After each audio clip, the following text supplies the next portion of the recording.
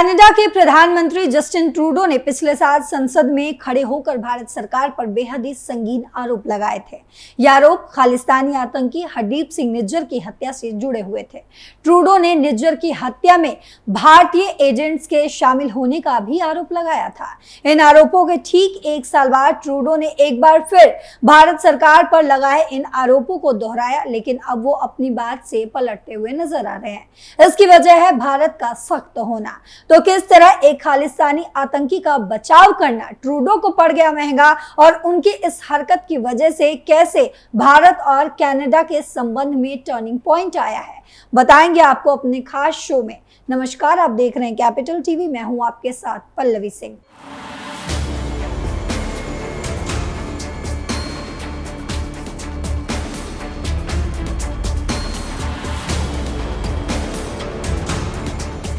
Canada के प्रधानमंत्री Justin Trudeau ने पिछले साल संसद में खड़े होकर भारत सरकार पर बेहद ही संगीन आरोप लगाए थे। ये आरोप खालिस्तानी आतंकी हरदीप सिंह निज्जर की हत्या से जुड़े हुए थे। ट्रूडो ने निज्जर की हत्या में भारतीय एजेंट्स के शामिल होने का भी आरोप लगाया था। इन आरोपों के ठीक एक साल बाद ट्रूडो ने एक बार फिर भारत सरकार पर लगाए इन आरोपों को दोहराया, लेकिन बुधवार को वो अपने बयान से पलटते हुए नजर आए। ट्रूडो कनाडा चुनाव में विदेशी हस्तक्षेप की जांच कर रही समिति के समक्ष पेश हुए। उन्होंने समिति के समक्ष पेश होते हुए कहा कि इस बात के विश्वसनीय सबूत हैं कि निज्जर की हत्या में भारतीय एजेंट्स शामिल थे। उन्होंने कहा कि उनकी सरकार ने निज्जर की हत्या को लेकर भारत सरकार को सिर्फ खुफिया जानकारी दी थी। भारत सरकार को इस संबंध में किसी तरह के ठोस प्रमाण मुहैया नहीं कराए गए थे। उन्होंने कहा कि हम पर्दे के पीछे से इस मामले पर भारत सरकार से सहयोग करने की कोशिश कर रहे हैं, लेकिन उन्होंने हमसे कहा कि हमारे खिलाफ आपके पास जो सबूत है वो हमें मुहैया कराएं। हमने कहा कि आपको अपने स्तर पर जांच करनी चाहिए, लेकिन वे सबूतों पर डटे थे। लेकिन उस समय हमारे पास इस संबंध में सिर्फ खुफिया जानकारी थी, किसी तरह के ठोस सबूत नहीं थे। इसीलिए हमने कहा कि इस पर मिलकर काम करते हैं। भारत ने दिया करारा जवाब। खालिस्तानी अलगाववादी हरदीप सिंह निज्जर की हत्या को लेकर कनाडा के साथ बिगड़ते संबंधों पर बात करते हुए विदेश मंत्रालय ने कहा कि भारत पर दोष मढ़ना किसी भी तरीके से कारगर नहीं है। अपने साप्ताहिक प्रेस कॉन्फ्रेंस में विदेश मंत्रालय ने भारत और कनाडा कूटनीतिक विवाद पर सवालों का जवाब दिया और कहा कि कनाडा ने अभी तक सबूत नहीं दिए हैं। साथ ही कहा कि कनाडा के प्रधानमंत्री जस्टिन ट्रूडो के प्रशासन के राजनीतिक एजेंडे से प्रेरित एक पैटर्न देखा जा सकता है। जस्टिन ट्रूडो ने स्वीकार किया है कि पिछले साल खालिस्तानी अलगाववादी हरदीप सिंह निज्जर की हत्या में भारतीय सरकारी एजेंटों की संलिप्तता का आरोप लगाते समय उनके पास केवल खुफिया जानकारी थी और कोई ठोस साक्ष्य या सबूत नहीं था। भारत ने कनाडा के अधिकारियों द्वारा भारतीय एजेंटों को कनाडा में आपराधिक गिरोहों से जोड़ने के प्रयास को दृढ़ता से खारिज कर दिया है। नई दिल्ली में आधिकारिक सूत्रों ने यहां तक कहा कि ओटावा का ये दावा कि उसने निज्जर मामले में नई दिल्ली के साथ सबूत साझा किए हैं, बिल्कुल सच नहीं है। रॉयल कैनेडियन माउंटेड पुलिस यानी कि RCMP ने सोमवार को कहा कि उसके पास सबूत हैं कि जून 2023 में निज्जर की हत्या की कथित साजिश में 6 भारतीय राजनयिक शामिल थे। RCMP ने यह भी आरोप लगाया कि बिश्नोई गिरोह भारत सरकार के एजेंटों से जुड़ा हुआ है, जो देश में दक्षिण एशियाई समुदाय को विशेष रूप से खालिस्तानी समर्थक तत्वों को निशाना बना रहा है। उपयुक्त आरोपों के कारण सोमवार को भारत और कनाडा दोनों से राजनयिकों को निष्कासित कर दिया गया। भारत ने 6 कनाडियाई राजनयिकों को निष्कासित कर दिया और निज्जर की हत्या की जांच से राजदूत को जोड़ने वाले ओटावा के आरोपों को खारिज करने के बाद कनाडा से अपने उच्चायुक्त को वापस बुलाने की घोषणा भी कर डाली। बाद में कनाडा ने 6 भारतीय राजनयिकों को निष्कासित कर दिया, जिनके बारे में विदेश मंत्रालय ने गुरुवार को दावा किया कि निष्कासन के आदेश से पहले ही भारत ने उन्हें वापस बुला लिया था। विदेश मंत्रालय ने क्या कहा? विदेश मंत्रालय ने कहा है कि भारत और कनाडा के बीच आर्थिक संबंध मजबूत और जीवंत हैं तथा उस देश में बड़ी संख्या में भारतीय प्रवासी हैं।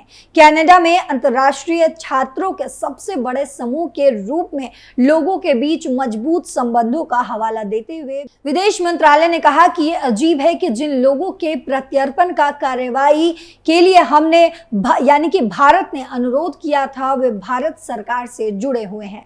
ये एक आरोप और विरोधाभास है जिसे हम समझ नहीं पा रहे हैं।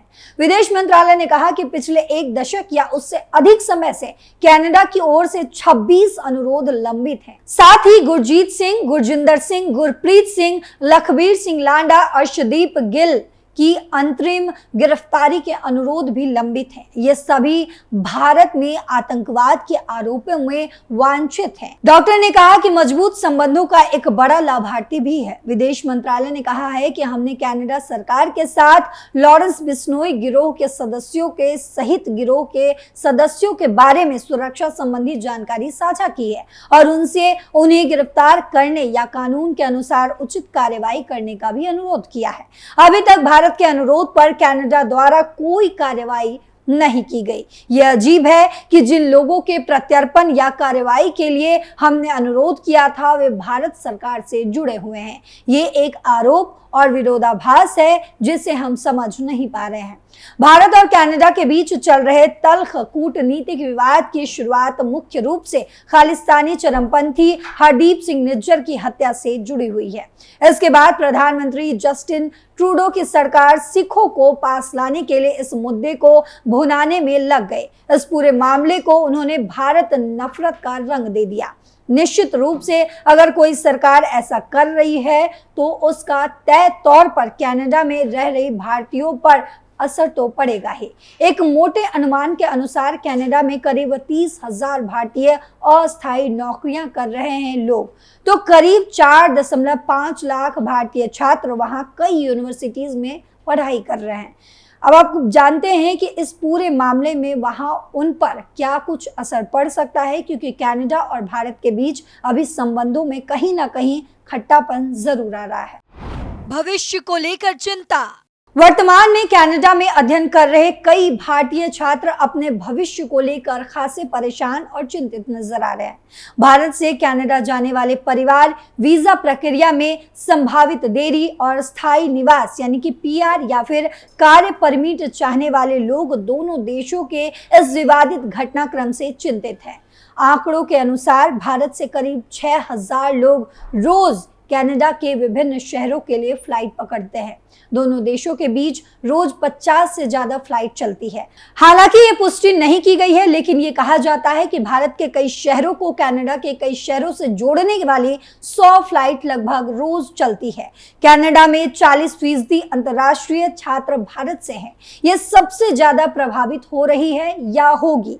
बहुत से छात्र कोर्स के बीच में हैं तो वो मोटी फीस दे चुके हैं और ऐसा करके वहां फंस भी चुके हैं। जिस तरह पिछले 1-2 सालों में ट्रूडो सरकार का रुख इस तरह भारत के खिलाफ हुआ, उससे वहां नौकरी और पढ़ने के लिए जाने वालों में निश्चित तौर पर कमी जरूर आएगी।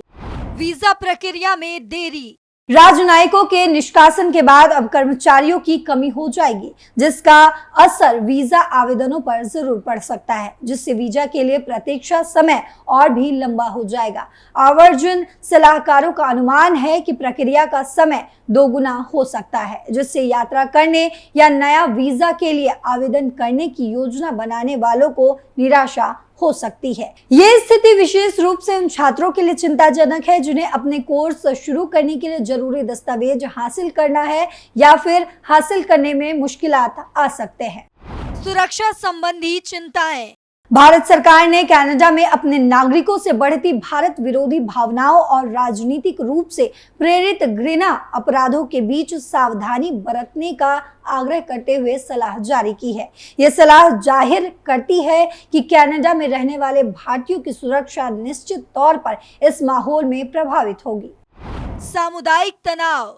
निज्जर की हत्या में शामिल होने के बारे में भारत के खिलाफ आरोपों से कनाडा में दक्षिण एशियाई समुदाय के भीतर तनाव बढ़ गया है। खासकर सिख प्रवासी से ये लोग जुड़े हुए हैं। किस तरह वहां रह रहे छात्र डरे हुए हैं। वहां रहकर पढ़ाई कर रहे भारतीय छात्र न केवल इन सारी परिस्थितियों से चिंतित हैं बल्कि डरे हुए भी हैं। अपनी चिंताओं को दूर करने के लिए दोस्तों, परिवार और शैक्षिक सलाहकारों के समर्थन पर निर्भर हैं। कुछ सलाहकारों ने छात्रों को शांत रहने की सलाह दी है। उनसे कहा गया है कि कैनेडियाई संस्थान अंतर्राष्ट्रीय छात्रों को महत्व देते हैं। उनके पास मजबूत सहायता प्रणाली भी है। भारत और कनाडा में चल रही इस विवाद पर अब आपकी क्या राय है, कमेंट बॉक्स में जरूर बताते जाइएगा। फिलहाल टर्निंग पॉइंट में इतना ही। देश और दुनिया की तमाम खबरों के लिए देखते रहिए कैपिटल टीवी। नमस्कार।